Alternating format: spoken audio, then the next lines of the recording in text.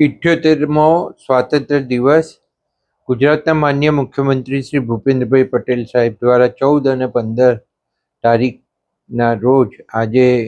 15મી August છે તો નડિયાદની અંદર એની ઉજવણી થવામાં આવી અને સૌથી આનંદની વાત એ છે કે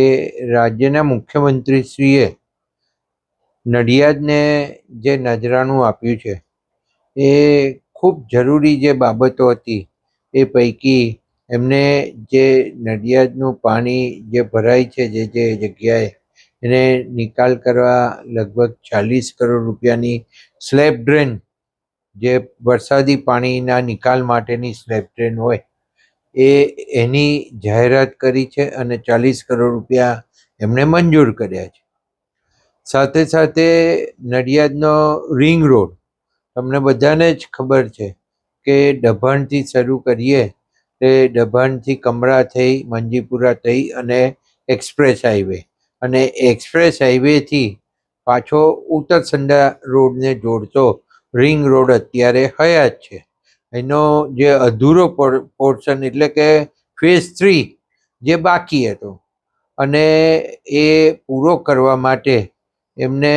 લગભગ 50 કરોડ રૂપિયાનો રેલવેનો ઓવરબ્રિજ તથા એની ઉપરના રસ્તાના ટોટલ કામ થઈ અને લગભગ 80 કરોડ રૂપિયાની મંજૂરી આપી છે અને આ કામ પણ એમણે મંજૂર કરી આપ્યું છે. સાથે સાથે એક ફરી ગાર્ડનના વિકાસ માટે ઝલક આપણી હોટલથી જે માતરવાડી કેનાલની બ્રાન્ચ છે એની ઉપર જે પડતર જમીન પડી રહીને લોકો દબાણ કરે છે, એટલે ત્યાં આગળ આપણે એક ગાર્ડન અને સાયકલિંગ ટ્રેક બનાવવાનું નક્કી કર્યું હતું અને નાના છોકરાઓ રમી શકે એના સાધનો મૂકવાનું નક્કી કર્યું હતું. તો આ માટેના પણ એમને 10 કરોડ રૂપિયા આપણને મંજૂર કરી આપે છે. તો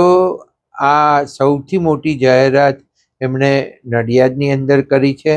અને ટોટલ ખેડા જિલ્લાની અંદર લગભગ 100 કરોડથી વધારેના કામો સિંચાઈના પાણીથી માંડી, પીવાના પાણીથી માંડી કે નાના નાના બીજા જે કંઈ જરૂરી લગતા આરોગ્યના કામોથી માંડી અને ઘણા બધા ડિપાર્ટમેન્ટના કામો એમને આખા જિલ્લાને મંજૂર કરી આપ્યા છે. તો આ ખેડા જિલ્લા માટે આ જે 78મો સ્વાતંત્ર્ય દિવસ માન્ય મુખ્યમંત્રી સીએમ સાહેબે નડિયાદની અંદર કર્યો, તો માન્ય મુખ્યમંત્રી શ્રી ભૂપેન્દ્રભાઈ પટેલ સાહેબનો હું ખૂબ ખૂબ આભાર માનું છું અને સાથે સાથે ઋણી છું કે એમને નડિયાદને વિકાસને આગળ લઈ જવા માટે એમને જે આ